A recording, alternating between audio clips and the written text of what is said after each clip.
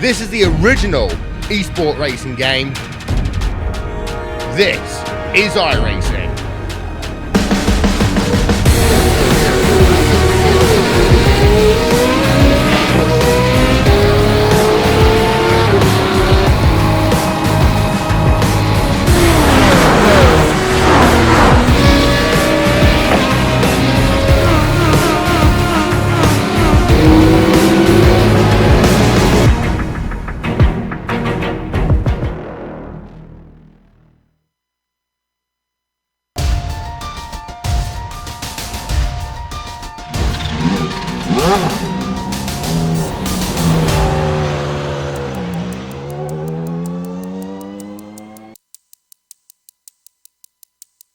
Toudignan's dominance has become so overwhelming that now that drop weeks are included, he's dropping a win from his results.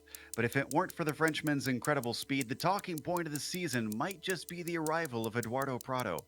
Having grabbed a podium in all 4 rounds he's raced in, the Brazilian is sure to be there when Michel finally trips up. We'll see if the halls of Indianapolis can provide that opportunity as we get ready to watch round 6 of the Lotus 49 Grand Prix Legends series. And you'll see it all live here on the global SimRacing channel and the iRacing Esports Network. Hi, I'm Joe Peak, and with me in the booth is Adam Young. Behind the scenes is our director, Sean Crackers Ambrose, and is using cameras provided by Dougie Beer. Adam, Indy's road course became something of a footnote for a few years after F1 left, but it seems like it's enjoying a bit of a second wind lately. Yeah, it really is. I mean, of course, they decided they were going to go ahead and design this road course back when Formula One announced they were coming back about 98, and then, of course, it took a few years to actually get everything together.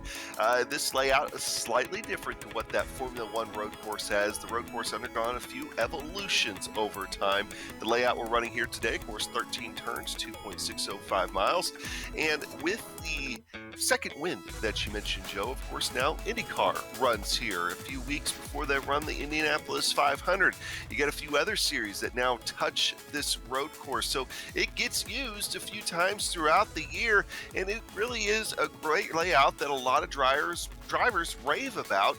And well, now we get to take these legendary Lotus 49 machines out here with downforce being, well, I guess it's not an afterthought, maybe a before thought, because, well, nobody really thought about that when these machines were running around here. So we'll get to get a taste of what that's like coming around, especially old NASCAR 3 and 4, which become 1 and 2, and IndyCar 1 and 2, as it becomes Grand Prix Legends Lotus 49, 12 and 13. We're going to go ahead and take a lap around the Lotus 49 machine.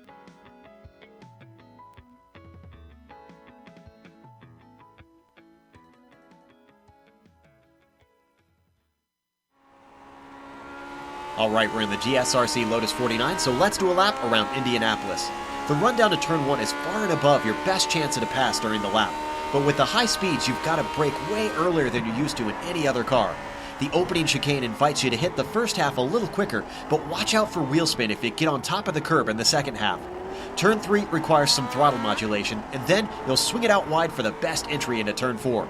This is a surprisingly slow bend, and it's easy to overestimate how much speed you can take into it. From there, it's almost one single arc into turn 5 where you're still playing with the throttle. But you've got to make sure to swing the car off to the right and then slow it up for the patience try in turn 6. This is absolutely best with a late apex because, as you can see, 7 comes up right away, and you really want to open up this sharp right-hander as much as possible for a good launch onto the backstretch. The light gray pavement to the left is not considered inbound, so stay to the right of the white line. Turn 8 is probably the only other good place for an overtake, but this set of S's get progressively tighter and slower up until turn 10. Getting out of rhythm here can throw away a lot of lap time, but thankfully it's annoyingly hard for anyone to get by you. From there, make sure to cut far inside on 11 where the access road is paved at the apex. This brings us back to the oval portion of the circuit. In most cars, you'd be flat out through here all the way until turn 1, but in the 49, you're feathering the throttle in both 12 and 13. Ideally, you'll be aiming the car to feed smoothly onto the power as early as you can. Just be careful not to clout the outside wall on the exit. Hopefully, you've kept it together and have now finished a lap around Indianapolis.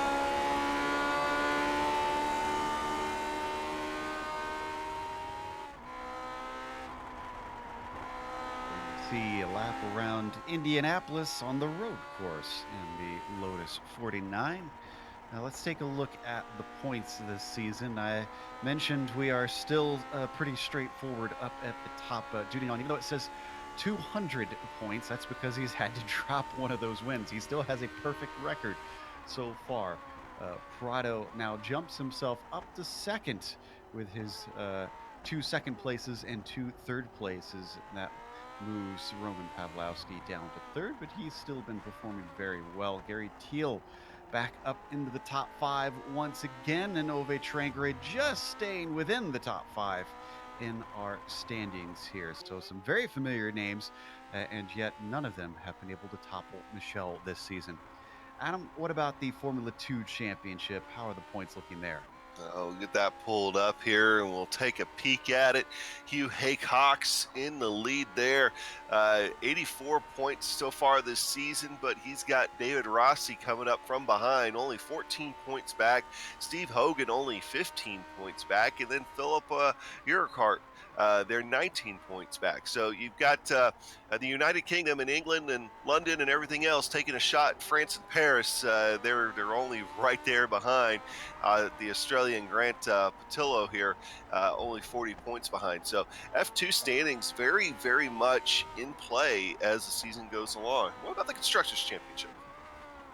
Well, the Constructors' Championship is mostly been contributed, of course, by Michel Dudignon, as that was, we are not the constructors, thankfully. There we go. It is actually considered the Nations Cup in this series. Dudignon, of course, basically giving all the points to France. The UK has been struggling to try to keep up, but they have not been able to overthrow him naturally.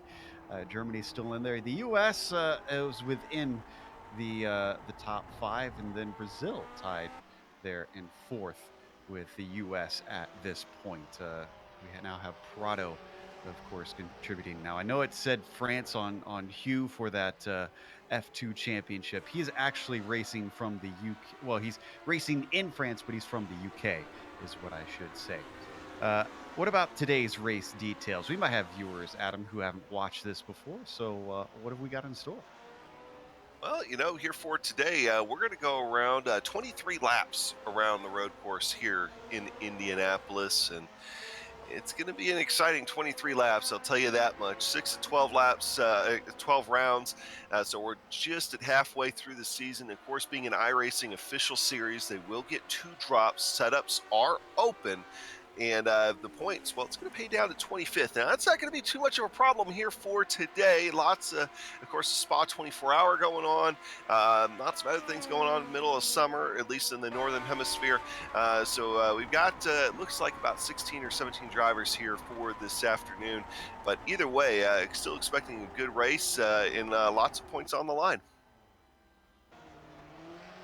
And of course, once again, you're watching this on the iRacing Esports Network. Make sure and subscribe when you have the opportunity. All you got to do that is go to their YouTube page, click on the big red button that says subscribe, because it'll be red if you haven't done it yet. And then you'll get all of the Grand Prix Legends series in your YouTube feed. The laps here actually tick off pretty quick, so most of our drivers have already finished their qualifying laps, and currently Michel Dudignon is on provisional pole, but Nick Claridge is currently in second. He comes back for another race. He's not in the championship, as we watch Daniel Sadro abandon his, well, no, he's not abandoned. He's already got both of his laps in. Ang also has both of his laps, so he's just warming up. Looking to see if we got anybody still working on theirs, and Schlacker is coming around to take his first timed lap this time by. We'll have enough time for that second one, it looks like, as he comes down across the line. Let's see what Stefan has underneath him. A 25.4. That is going to be good enough for 8th position, so firmly in the mid-pack. Now, you talked about that last corner that we just saw Stefan take here, Adam, and in most cars, most modern race cars, it's pretty much flat out, but man, in this thing, it is scary. Oh, it is. I mean, no downforce, no nothing to hang it, to push you to the ground. You're almost feel like you're sliding almost all the way through it. it's a challenge to muscle this thing around. I mean, just how it would have been in the the early to mid '60s for IndyCar drivers. Just to in the old USAC cars. To be able to get around that corner. Of course, granted, going in the opposite direction when they're going around that corner, but still just as much of a challenge. And of course, this year, I'm big in the major series. Stefan's big in the major series. We're taking this Lotus 49 over to Milwaukee here in just a few weeks. And I tell you, it's one of those cars and track combinations that's going to be very, very exciting to watch. And Stefan having some experience in this car gives me some concern about how well he's going to do. And by concern, it means I might have to try to beat him. That's for sure. Yeah, he is. He's actually pretty quick in this car, I must say. And his second lap, well, that's not going to be quicker. 2/10 slower. He's the last one to put a time in. So he'll stay in 8th, and it sets our grid for today because everybody else has completed their 2 laps. So let's go through our starting grid. Michel Dudignan will be P1. He'll be on the pole. Mick Claridge will be next to him to see if he can be the first driver to beat him out on the track here in the broadcast race. As Rob Olenek will be starting 3rd with Gary Teal in P4. Roman Pavlowski will be starting in 5th with Daniel Sadro in 6th position. The next row has Billy Bob Wright on the inside in 7th, Stefan Schlacher on the outside in 8th. Then it's Bruce Nelson in P9 and David Rossi rounding out your top 10. Going to 11th position, Johnny Bell will start on the inside of row 6. Alongside him will be Colin Cooker, Glulio Furcloyne, and Andrew Ing start in row 7. And Colin Bentley and Robert Reynolds did not set qualifying times, but they are in the session and ready to roll. So 16 drivers not currently trying to tackle Spa, as we are up against the 24 hours of Spa here today. But Indianapolis, its own legend in racing circles, so it's brought enough of these drivers in. As we wait for the rest of them to grid up, then we go racing for 23 laps out here today. Can somebody finally beat Michel Dudignan? McClaridge probably the most likely as the engines start to rev. The lights come up. Oh, no, a little bit early on that. Just waiting for Robert Reynolds to get out there onto the grid. He's the last one to line up. There he goes as he pops himself out there. Now we get the lights up here in Indianapolis. Round 6, green flag is out. Dudignan with a fantastic start off the line. Mick Claridge has nothing for him. Rob Olenek under threat from Gary Teal as they come down into turn 1. It's a bit of a run as everybody tries to brake without running into one another. Can they do better than the Indy cars typically do into the first corner? The answer is yes. Everybody looks clean through. Yeah, so far your front 5 have all gone single file with and then you have to go back to Billy Wright trying to take a look at Angelica Pavlovsky, and with Billy Wright losing that part of the battle. In fact, he's going to come under almost immediate attack from Daniel Sadro. He got a great jump at the start of this thing, but it's kind of waned here through the first couple of corners. But meanwhile, back up front, Dudignan still holding off Mark Claridge. Michel currently holding the gap of a couple tenths over Mick as they work their way through the S's for the first time. Olenek giving chase. He was able to stay ahead of Gary Teal. And they come out onto the oval for the first time. Will anybody be caught out? So you can see just how much speed they start to get through here. 140, 150 miles an hour all the way up to the wall. And it is a great run from Mick Claridge. In fact, he's already on the attack as Michel goes defensive down into the first corner. Cloud cover comes over as they almost go through there too wide. Looking for the over-under. Doesn't work out for Mick. Oh, in fact, did he get a slowdown penalty? He must have cut in too hard because...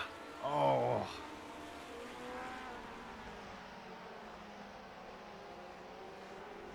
Let's watch the replay. We're gonna see if we ride can on figure it out. board, and yeah, I tell you what, if he got a slowdown penalty out of that, it wasn't by much, just barely clipped the inside there of turn one. But that was costly because it looked like as long as he could stay with him, he had a chance. Oh, in fact, come back to Mark Claridge. He almost loses the back end.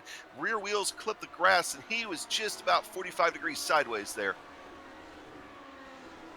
Well, he's recovered, but he's down in 5th now, and that might have done his chances in to take the win away from Dudignon.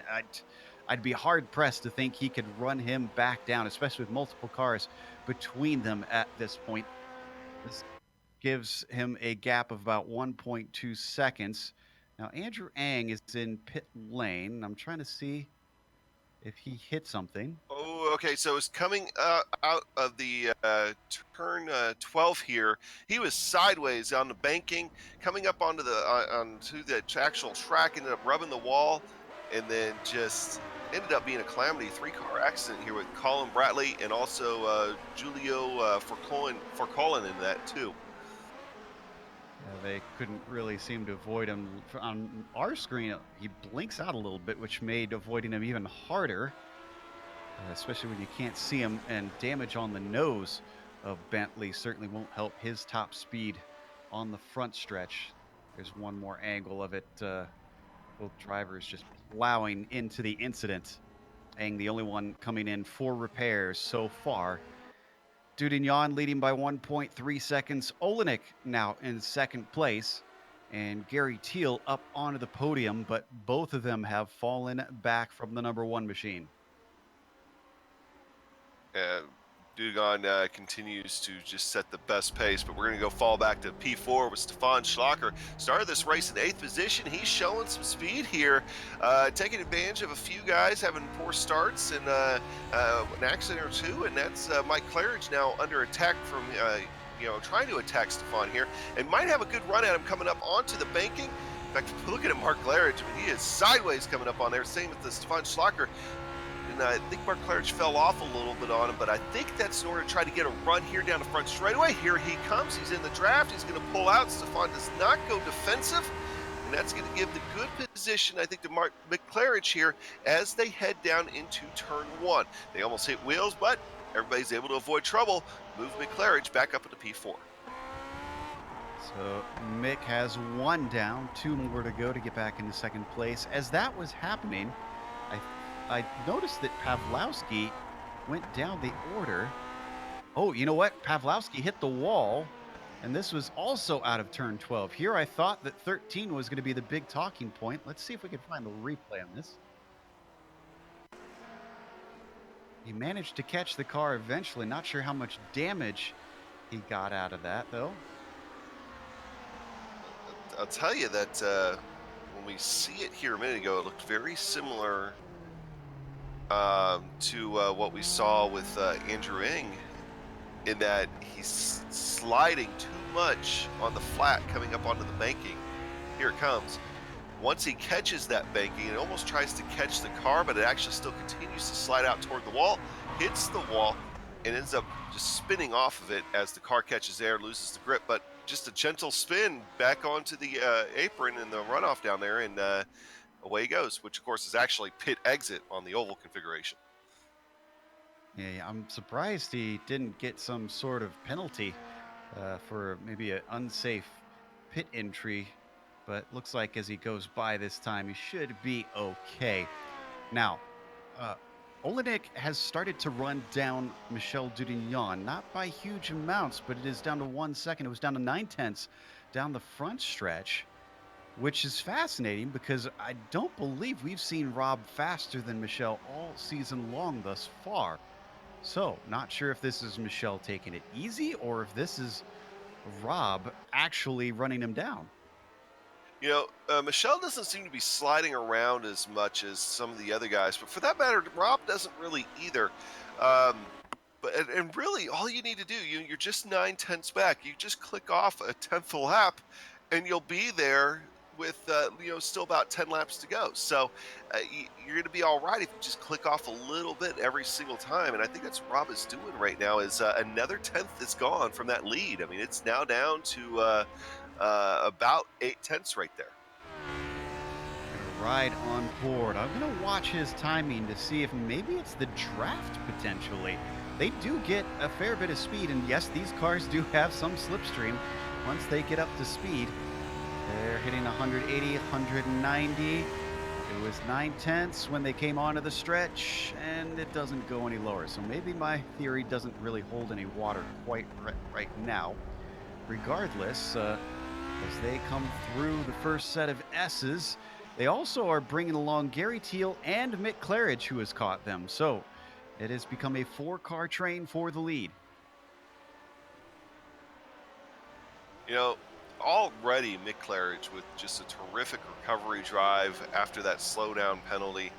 I'll admit, we both counted him out almost right away. Maybe kind of forgetting that's still a 23-lap race, but he still has Michel Dudon in sight, so do not count Mick Claridge out yet. In fact, he's hassling Gary Teal already. Couldn't make anything happen down into turn 8. We look from the back of Gary over the engine. In fact, looking at the time, when Mick first had his incident, it was about 5 seconds behind the leader, Michel Dudon, that he had fallen. He's cut it down to 2.3. So Michel seems to be struggling a bit. I'm not sure if he maybe got a little bit of damage or something. Again, this is unusual. And off of the final corner, another good run from Mick Claridge down to the inside. Gary Teal does not fight it, lets him have the inside. As ahead of them, we got a little bit of blinking from Rob Olenek. And there goes third place to Mick Claridge.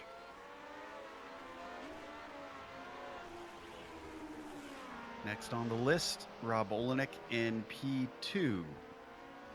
And Gary Teal ended up getting the same slowdown penalty that Mick Claridge got a few laps ago. So it must be pretty easy to cut too far inside of that curb, unfortunately. Now, let's go down to 5th place because Stefan Schlocker himself leading a little bit of a train of cars. Billy Bob Wright and Daniel Sadro giving chase, trying to get into the top 5. I was about to mention the pace of some of these cars I don't think are being affected that much by the temperature. It's not terribly hot on the surface. It's only 89 degrees currently. We've been seeing the clouds come in and out, so that's been cooling it down here and there. Yeah, those the clouds I think are going to play a bigger role because even if the track temperature doesn't necessarily drop as far as the average track temperature across the entire surface, I mean we get a cloud say over 12 and 13 on the oval corners there. That's going to really help people out as far as that run coming down the front straightaway. But with these cars, I mean you get a cloud over any corner. That's bound to help you out, give you a little bit more of that mechanical grip. And we did see as Mick Claridge has it down to half a second to Olenek now, but was not able to make the pass into the first corner. We did see that the winds are pretty high, gusting. They've gone back down to 10 miles an hour now that I look back to it, but for a while they were up as high as 14 to 17 miles an hour. These aren't aero-sensitive cars, but that's a fair bit of wind, and I believe it's said from the north, which, if I'm not mistaken, would be a headwind for these cars. So maybe that's affecting them down the front stretch. Which, I mean, if they're still pulling 190 miles an hour going down the front stretch with a 10-mile-an-hour wind in their face, do not discount these cars and say they don't have speed. They definitely do. Yeah, that's going pretty fast. Away as we ride on board the Brits. All right, can he get the run? Look at how good he is coming into the final corner. And coming off of it, not nearly as good trying to catch Olenek, but he doesn't need it because now he's got the slipstream. And once again, the car ahead doesn't seem interested in finding. They know the speed of Mick Claridge. Maybe he wants to see someone try and challenge Michel Dudignon because he gets the pass done. He's now back up in his second place. You're right. We wrote him off, but it is too soon to talk about the demise of Mick Claridge because the number 2 car has chased down Michel Dudignon to within 1 second. Now, can he actually get by? Let me give you an idea here. Michel Dudignon, the last lap was a 24.7.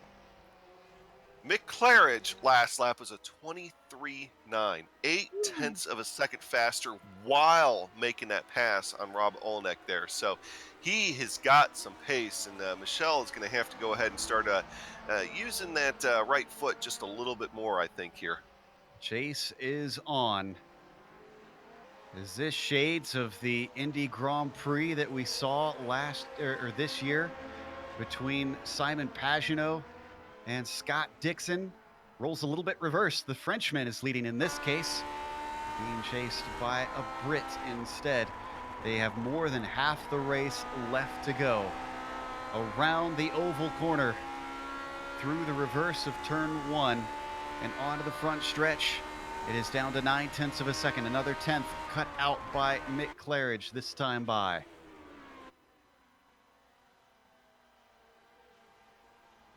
Giving the curb a little bit wider berth this time, Mick Claridge. Not wanting to fall victim to that one again. Let's head back down while he tries to gather up those last 0.2 to Stefan Schlacker. We were watching being chased by Billy Bob Wright and Daniel Sadro. This is for the top 5.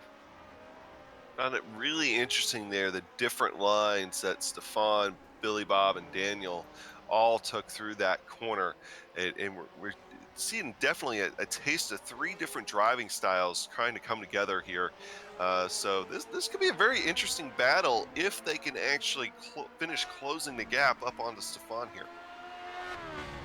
Billy Bob, much tighter exit than Daniel Sadro we saw on screen. He went way wide. I'm surprised he didn't get a slowdown penalty from that because I thought they had one out there, but I guess he was safe. Through the S's they go. And wow, Billy Bob much tighter through turn 11. Is this going to give him an opportunity? He's tucked up right behind Stefan Schlacker as they come onto the oval. He will definitely have the slipstream. Onto the front stretch. Billy Bob down to 0.2 of a second.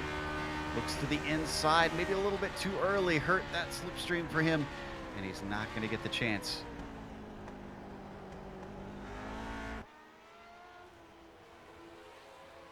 You see how much these back ends try to come around as soon as they get on the gas with no downforce on the rear. I mean, this is all mechanical grip around here, so definitely makes things interesting, particularly coming off the oval, going down to the road course section. And once again, I just love all 3 different lines that these guys here are taking. It looks so much more interesting than what you find on a high downforce cars. Once again, Sadro just really swinging out wide there. Absolutely. And you know, we keep talking about the lack of downforce. It's not just that. It's that these cars have 400 plus horsepower, which, right, I mean, doesn't sound like a lot compared to modern F1 cars. Is another look to the inside from Billy Bob Wright. He is anxious to make something happen, but consider this car isn't too much heavier than the Skippy and then put all that horsepower on. But, you know, Skippy works because those wings are on there for just aesthetic purposes, I swear, on the Skippy. So, you know, there you go. Man, Schlacker responding well. He gapped Billy Bob Wright coming onto the front stretch to keep himself safe once again. So despite the number 8 seeming to have pace over Stefan Schlacker, it's in the wrong places, and he can't seem to do anything to get by the Austrian. As we've been watching this, I can report that Mick Claridge has cut it down to 0.6 of a second. He has nearly halved it now up to our leader. He's not within striking range quite yet, but he's continuing to chip away. Just a little bit here and a little bit there. Dugan is done his best to try to step it up a little bit here in the last few laps as well, but not as much as what McClarridge has. McClarridge is still very much on the ball. Looking back from Schlocker now, this is where Billy Bob Wright always seems to gain. Seems to be much quicker here in the S's, and he keeps looking down shallow into turn 11, and nothing has worked quite yet. I wonder at what point does he just lick the stamp and send it. All right, what has he got on the front stretch this time? Maybe slightly different gearing. Again, there's no wings to change on these cars for him to be slower on this portion. Defensive move from Stefan. He feels under threat this time. Down into the first corner. We've seen over under from Billy Bob maybe. Oh no, he's a little bit wide at the apex. Sadro thinks about it because of that. He also is not able to successfully get by. So they stay in order. 5th to Schlocker, 6th to Wright, 7th to Sadro.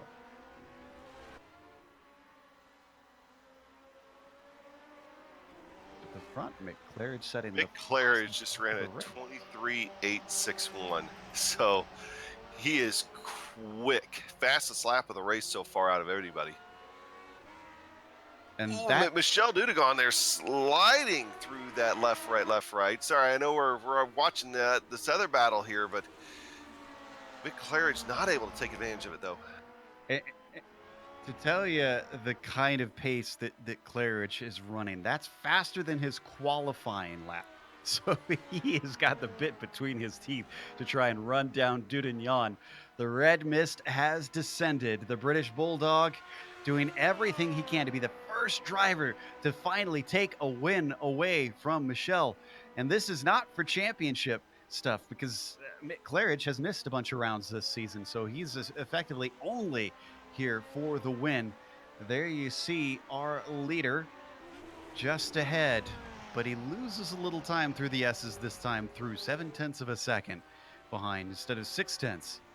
Yeah, McClarridge is really closing in on him, but once Dudegon there kind of got loose going through the S's and starting to slide, I think McClarridge kind of backed off a little bit just because he didn't know how that car was going to react. So a little bit of a safety move there, gave up the 1/10 of a second, but with what he's showing is he can very easily get it back here. And Billy Bob Wright has lost his 6th position. I'm trying to find it. I believe it happened on the final corner. He may have hit the wall. Oh, yeah, he gets the wall hard. Let's take a look at the replay.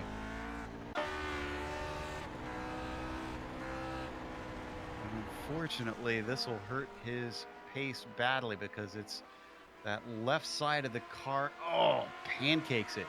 Yeah, that would look like it just suddenly just went understeery on him through there. It really did. On board, it didn't look as hard as it did from off the car. So hopefully that didn't give him too much damage. He is able to keep going, but Sadro got by. And as we were watching that, 1/4 of a second between P1 and P2 with 9 laps left to go. As Bill likes to say, though, Adam, it's one thing to catch a car, it's another to pass it. Yeah, one of the very few soupisms that probably didn't actually start with Soup himself, but it very much is true because Michel Dudegon was still on it. He's still running perfectly good lines. It's just a matter of where can McClarridge, I think, stick his nose in at this point to try to sneak around him. And really the best chance is going to be through, going into turn 1, but we've already seen that Michel's going to run defensive going into turn 1. I think if McClarridge is going to get it done going into turn 1, he's probably going to have to try to go through the outside of that. Oh, and I just saw McClarridge kind of rounded off a corner a little bit too much. I don't see him slowing down, so I think he avoided the slowdown penalty as they come up onto the oval turns. Yeah, that was turn 11, and I'm pretty certain you can cut off a fair bit of that. They've got lap traffic. Oh, and Reynolds is going to be at the wrong place at the wrong time because Michel cannot track out, but McClarridge can. And that, unfortunately, did not help him as much as he wanted. So he's not going to get the pass done. As that was happening, Daniel Sadro has had an issue. And as looks like it was coming into the S's. We could get a replay. He was looking on Stefan Schlacker, and yet another car that Schlacker is rebuffed falls by the wayside.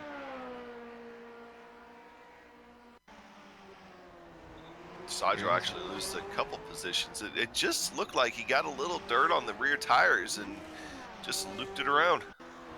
Right, yeah, there's the replay. We're going to watch it from on board as well. It's a very sharp left-hander, and it was already starting to swing like a pendulum.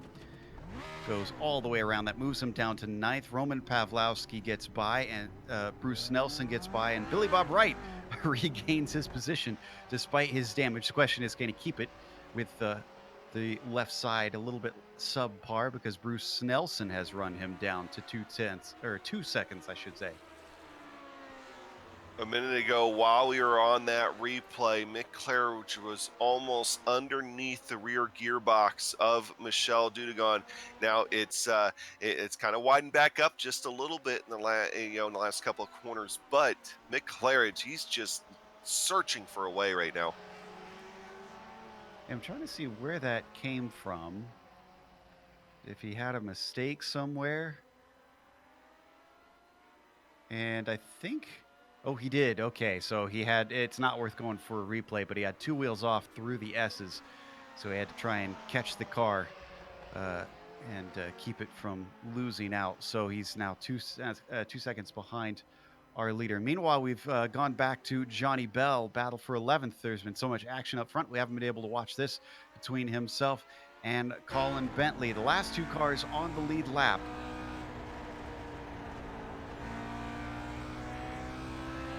In fact, well ahead of our leader, Michel Dudougan, so they shouldn't get lapped anytime soon. Clouds come over, cooling down the track slightly as Colin Bentley, without a few of his aerodynamics, giving chase to Johnny Bell.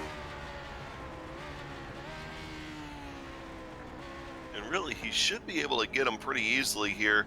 It's just going to be another one of those things like what we've been watching with the leaders. He's just going to have to wait for the right time to actually stick his nose in there and make the pass. You know, with him lacking the front of the car, though, I'm wondering if he's lacking a little bit of straight line speed, so it might be tough to take Johnny Bell into turn 1. He'll have to look elsewhere to see if he can gain that. So Schlacker has managed to get away from everybody, but Billy Bob Wright, with his problems coming out of this very corner, has allowed Bruce Nelson to now get within half a second, and Roman Pawlowski, after his mistake early in the race, also coming through. So we have a brewing storm, and Pawlowski gets into the back of Bruce Nelson, who spins to the inside. Pawlowski goes by.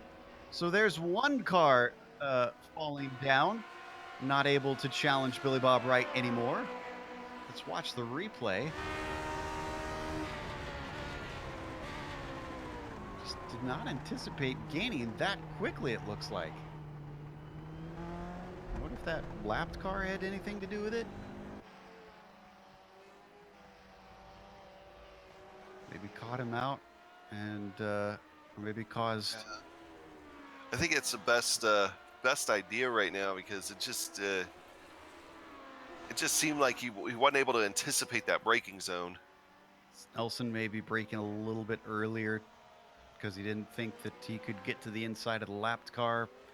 Who knows what it is? Whatever the case, it means that now instead of Snelson, it's Pawlowski who is trying to chase down Billy Bob Wright. Everything sort of playing to the hands of Billy Bob up till now. At least the racing gods have been smiling on him. For the time being, he's only got to survive 5 more laps. This is our leader, Michel Dudougan, and something must have happened to Mick, because he's now dropping instead. Just watching his driving, it almost seems like he's getting to be more aggressive. He's not as smooth as what he was early, trying to gain back that lost time, and I think it's costing him time now. Of course, I say that, and I'm watching Michel Dudougan here, and he's firing off some of his quickest laps of the race here in the last 5 laps. So It's he definitely felt the pressure. I think now he's responding and just trying to run away with him while he has the opportunity. Is he Oh, big playing? clearance, really sideways there, coming off the back straightaway. Right there, I just think now he's pushing it too hard. I mean, he realized he messed up, lost 2 seconds, and now struggling to get that time back.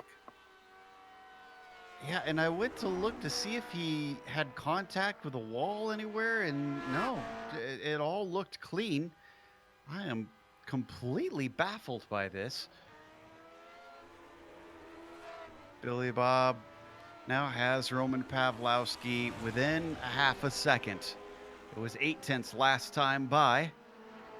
Roman with a spin sent him all the way down to 9th place, only been able to recover to 7th, but a 6th place would be better than that. So as they come off the final corner, oh, this is a fantastic run. The yellow machine ducks to the inside, gets on the binders, but not as late as Billy Bob Wright, who looks very good on the brakes down into turn 1. Not quite good enough because Roman now moves into 6th.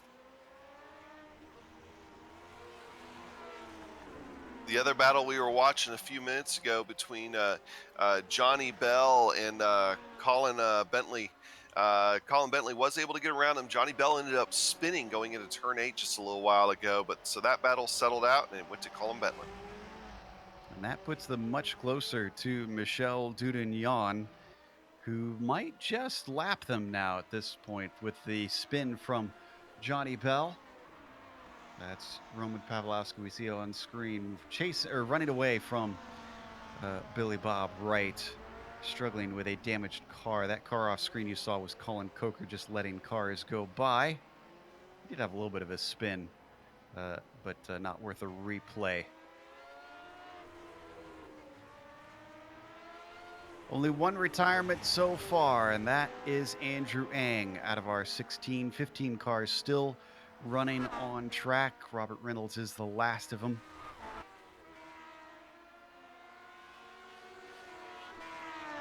Let's take a look at 8th position, because this is actually Sadro and Snelson, two drivers that should be a little bit higher up in position. So I wonder if Snelson has anything for the number 5 car. They work their way through turn 1, swing it back through 2, trying to smoothly get on the power through 3 before once again you got to break into turn 4. Just does not stop here early in the lap. And then without the newer version of the Grand Prix course here at Indianapolis, they swing through 5 into the long left-hander of 6. Sadro continuing to be hounded by the number 7 car.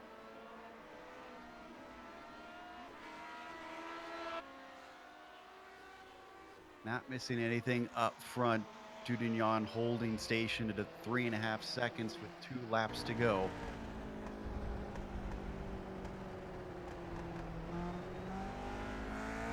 Bruce doing all he can, knowing time is running out. The Club Northwest driver wanting to try and overtake Daniel Sadro, gaining those precious few points.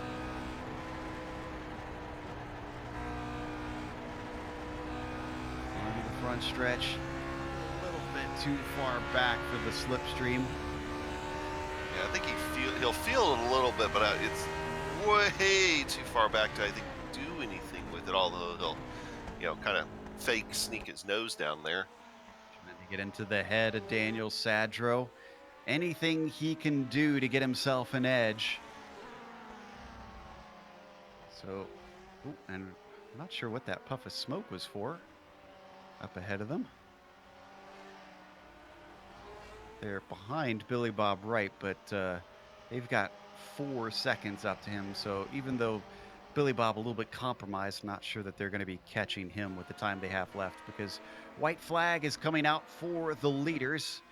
Michel Dudignon now extends it to 4.5 seconds over Mick Claridge. False hopes given to anybody who want him to be beaten by someone else, but still an impressive ride by Dudignon. And I don't think it showed up on the screen, but I think on that lap, Michel Dudougan there set the fastest lap of the race so far that I've seen at 23.816. So, oh no, a few laps ago he ran at 23.793. So he's definitely thrown down his fastest laps here in the last 8 laps of this race. I mean, he just got set sail once McClaren got close to him. Maybe managing his pace until the end. Maybe he knew that the tires potentially would go off, and that could explain what happened to Mick Claridge as he used up his stuff, and finally they went away from him. This is a bit of an unusual course since they do have that long left-hand sweeper, which includes both 12 and 13. We'll have to ask them once they come around for the interviews. Michel usually doesn't hop on in as he doesn't feel confident about his English. But here in America, he doesn't have to worry about how he speaks, just how he races. Because he is going to be the fastest car today in round 6, taking another victory, 6 for 6 for Michel Dudougan. Going to be second for Mick Claridge, and Rob Olenek didn't get any of the attention after he got ran away from, but he'll get a third place, and Gary Teal collecting a quiet fourth. Yeah, down in the 5th position, Stefan Schlacker, he's going to come home in 5th with Pavlovsky starting to close on him the last few laps. Pavlovsky's going to run out of time, so that's going to be your 5th and 6th cars coming across the finish line. Billy Bob Wright's going to come home in 7th here for today, and Daniel Sadra is going to be able to hold off Bruce Nelson. Just by about half a second across the line. The last 2 cars nowhere close to each other for a race to the finish. So that's going to lead us to a break here on the Global Sim Racing channel. We'll come back with the official results as well as driver interviews, but on screen you're going to see all the upcoming races here on GSRC.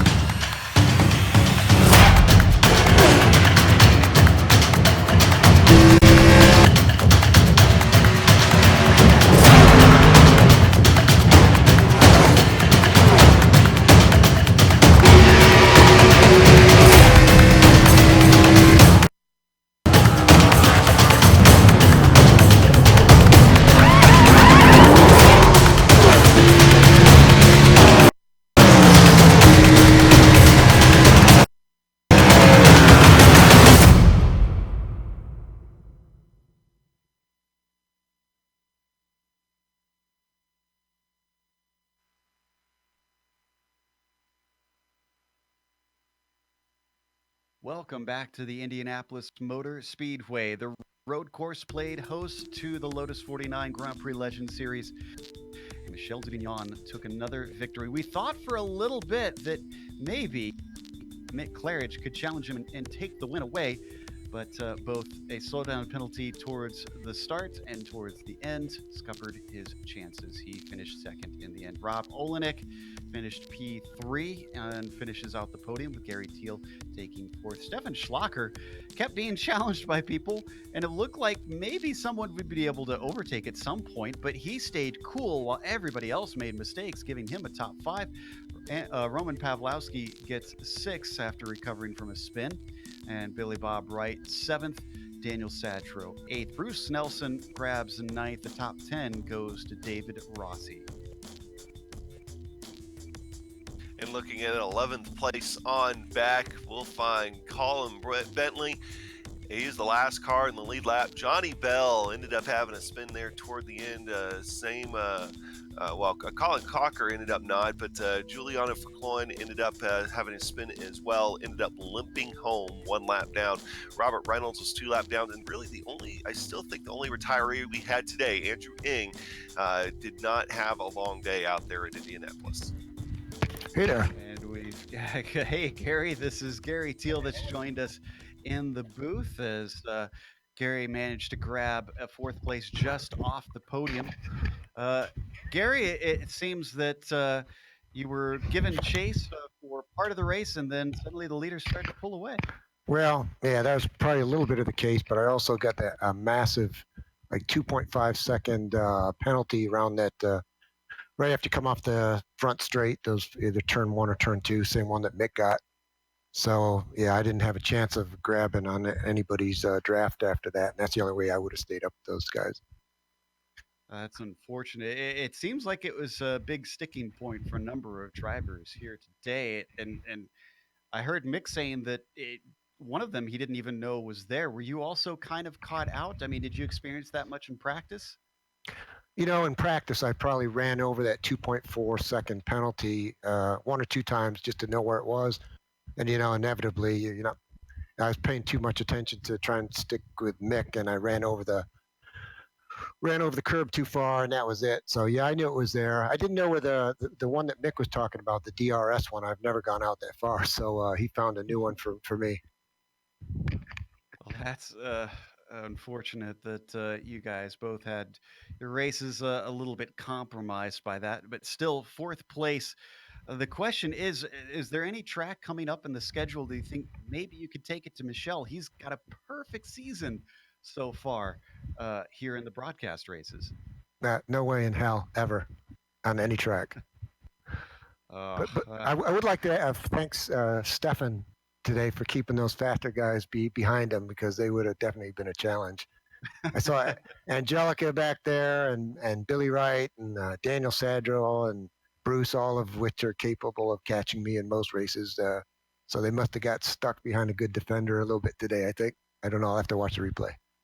Yeah, he held them back, and then they made their own mistakes. So you're right. He did a fantastic job staying cool.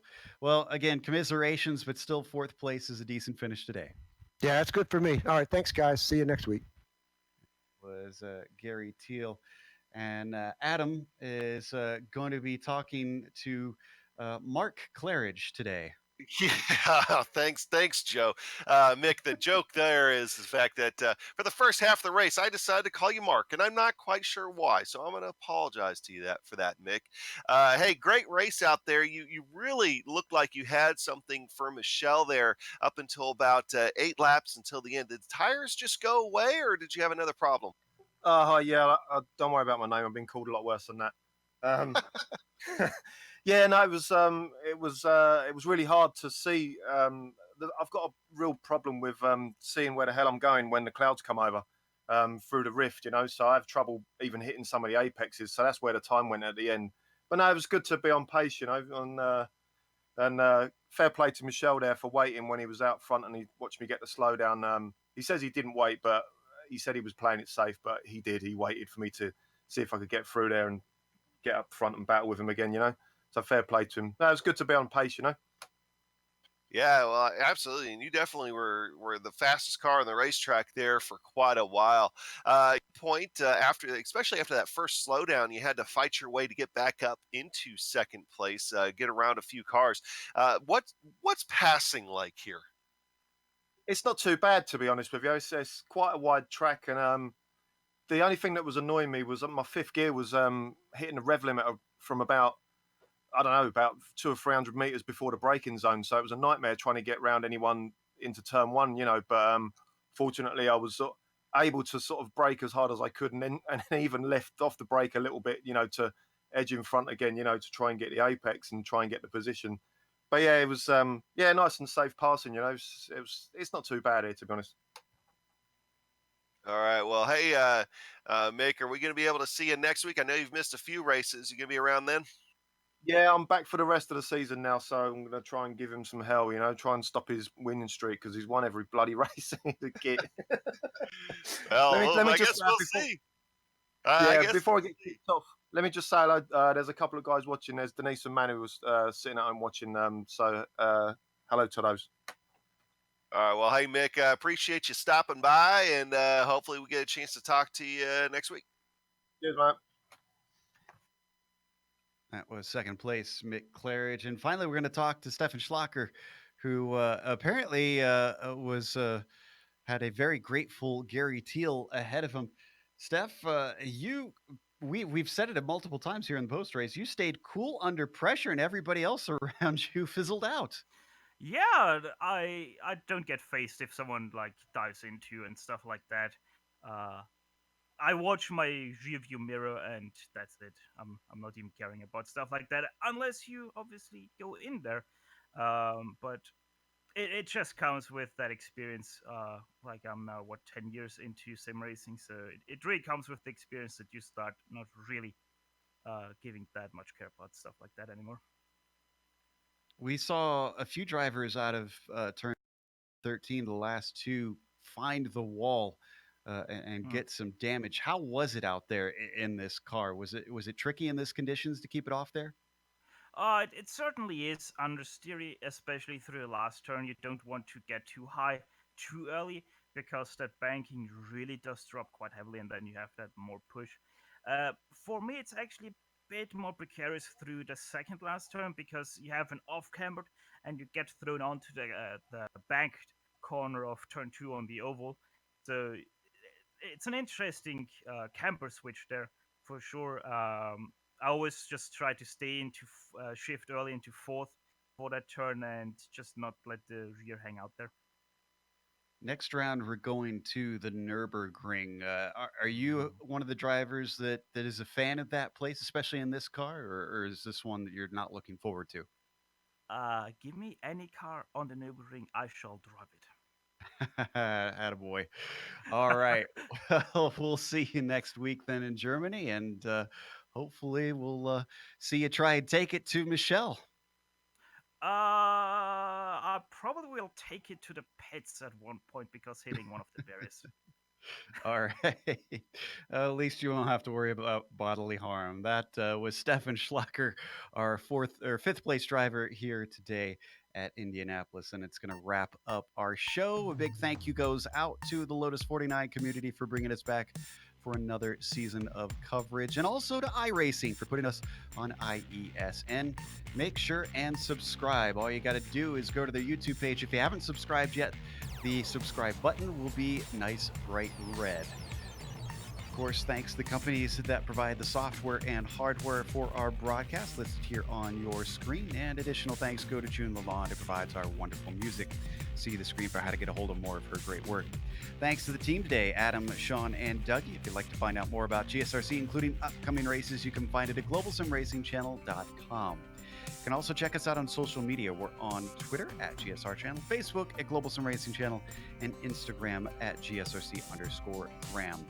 As we mentioned, the next race we're going off to the Nürburgring. That is the Nordschleife that they are racing. It's the big track. That'll be Saturday, July 27th at 9:30 a.m. Eastern. We also have upcoming races for other series listed on the screen, so check those out and mark them down on your calendar. But until next time, race clean, race hard. We'll see you on the track.